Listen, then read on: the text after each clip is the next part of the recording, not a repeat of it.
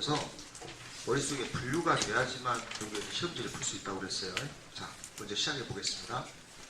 처음에 이렇게 통시적으로 시작하면 이 글은 통시적으로 분류될 가능성이 많다라고 생각도 먼저 하겠습니다. 화제는 뭐냐? 이 협약에 대해서 이렇게 찢어낼 수도 있을 거고 이렇게 분석해낼 수도 있을 건데요. 그런데 이렇게 통시적인 글이면 아무래도 요놈과 다른 개념이 또 나오기가 좋은 글이 되는 거야. 자, 그 흐름을 좀 생각하면서 읽어봐. 자, 빨리 한번 찾아서 읽어보자. 헤이그 협약은요. 헤이그 협약은 여기까지 눈으로 빨리 왔으면 좋겠네요. 헤이그 협약은 위해 물품 매매에 관한 통일법이 헤이그 협약입니다. 자, 여기까지 잘 읽었나 봐. 헤이그 협약은 국가마다 물품 매매 계약이 다 달라. 그래서 충돌이 생겨서 그걸 막으려고 있는 통일법이 헤이그 협약이다. 됐죠? 하지만 딱 보니까 헤이그 협약의 문제점 얘기하면서 통시적으로 흘러갈 가능성이 높아진다는 생각을 다시 한번 해볼 수 있을 것 같습니다. 하지만 이 협약은요. 이거 볼까요? 이 협약은 의사에 의해서 결정할 수 있는 당사자의 자체가 부정을 했으니까 X하겠습니다. 할게요. 여기까지 관형절이었고 당사자의 자치권을 허용하지 않습니다. 그러니까 딱 정해놓으면 끝이야. 매도자와 매수자가 서로 간에 뭔가 합의를 하거나 이럴 수가 없다고 허용되지 않아서 할게요. 유연성이 X합니다. 자, 요약해 보겠습니다. 중심화제가 뭐였어요? 중심화제 헤이그 협약이었습니다. 그러니까 헤이그 협약의 상위 범주는 뭐고요? 국제 물품 매매 법입니다. 맞습니까? 요놈의 문제점이 있었습니다. 문제점. 그러니까 요놈의 문제점이 뭐였어요? 얘의 목적학교 문제점 첫 번째, 유연성이 없다. 유연성이 없다. 이게 문제였습니다. 이 말은 무슨 말이냐면 개인의 자치가 허용되지 자기 스스로 뭔가 할 수 있는 자치가 허용되지 않는다 라고 얘기했습니다. 다음도 읽어보세요. 또 열고 들어갈게요. 또 대개 선진국 이익 보호에 중점을 두었습니다. 여기까지 읽어도 뒤에 내용 알겠네요. 파는 사람 있잖아. 파는 사람 옛날에 선진국이 팔아 처먹었겠지 뭐. 그치? 두 번째 문제입니다. 얘들아, 문제가 뭐라고요? 매수자의 이익을 고려하지 않았습니다. 밑줄과 반대로 써볼게요. 알겠어요? 매수자의 이익을 고려하지 않고 뭐 중심으로요? 매도자 중심의 협약이었다는 점이 문제점입니다. 여기까지 문제점이야. 자, 갈게. 그래서 이후 1890년에 합니다. 1890년에 여기가 또 하나 대비되는 놈 나온다. 그러니까 요놈과 대비해서 여러분이 같이 봐야 될 놈이 누구야? CISG 라는 놈이 있습니다. 요놈과 대비해서 봐야 되겠습니다.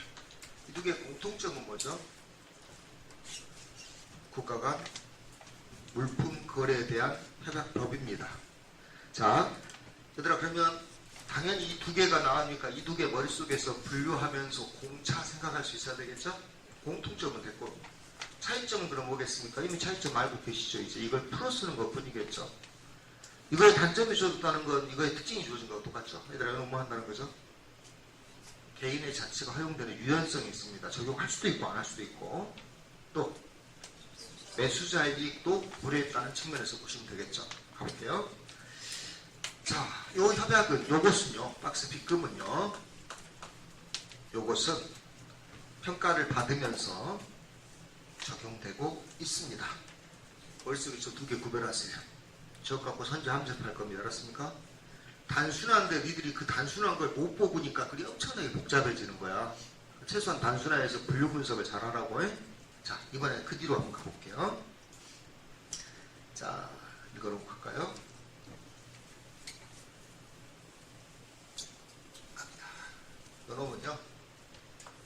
요놈은요 위에 적용하기 위해서는 요놈의 특징을 줄라나 보다. 요놈의 특징 우선 여기 들어가겠습니다. 우선 부정어는 체크해볼까? 무엇은 안 된다고요? 그러면 특징입니다. 서비스에는 적용되지 않습니다. 서비스 X 뭐에 관한 것이다? 서비스는 안 되고 물품에 관한 것입니다. 물품. 자, 서비스에는 되고 물품에 관한 것입니다. 그런데 글 끝났어요. 결국에. 그래서 그런데가 결국에 뭐 한다는 말이겠습니까? 물품에 관한 것인데 유연성을 준다는 거겠고, 또 하나요? 나중에 매수자 이익까지 생각한다는 거겠죠. 선진국 이익만 고려하지 않고. 가볼까요? 그런데 물품 중에서도 일부 안 되는 놈 있네요. 얘들 안 되는 놈 지금부터 불러볼까요? 가봅시다. 물품 중에서도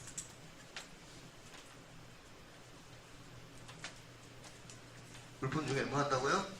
적용되지 않기도 합니다. 이게 무슨 말이죠? 결국에는 유연성이 있다. 예를 들어 가봅시다. 예를 들어 뭐에 안 된대요? 얘들아, 뭐에 안 되냐? 직구에는 적용되지 않습니다. 오케이? 직구에는 적용되지 않아요. 회사와 회사 간의 거래는 적용되는데, 여러분들 직구하시죠? 그쵸? 직구하시잖아. 최종 소비자를 대상으로 하는 거에 적용되지 않습니다. 또요? 다시 갈게요. 최종 소비자 대상 안 되고요. 우체물도 안 된답니다. 또요? 선박도 안 되고요. 항공기도 안 된답니다. 왜냐고요? 선박이나 항공기는 나라마다 또 법이 있지 않니? 우리나라에다 총 무조건 수입하면 되니? 선박이나 항공기는 국방과도 상관이 있습니다. 국방과도. 이런 우체물도 안 되고, 최종 소비자를 대상으로 한 것도 나라마다 법이 다 다르단 말이야. 그래서 얘는 다시 X 합니다. X 합니다. 이처럼 적용되지 않습니다. 적용되지 않아요. 이유는 왜냐하면 왜 적용 안 된대요? 별도 규정을 두고 있어서요. 충돌을 피하고자 하기 이유 제시합니다. 때문에 그렇습니다. 그럼 우리나라 직구에도 뭐가 있다는 거죠? 별도 규정이 있다는 거고, 선박이나 항공, 오케이? 주식 이런 거에도 뭐가 있다? 별도 규정이 있어서 이것과 충돌을 피하려고 적용하지 않아. 이거 중요한 게 아니라, 얘들아, CIGSG는 결국에 뭘 인정하더라?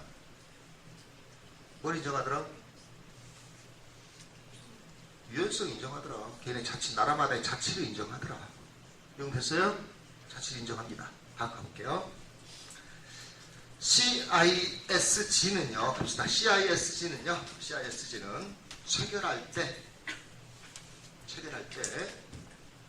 영업소가 서로 다른 국가 소재일 때 적용됩니다.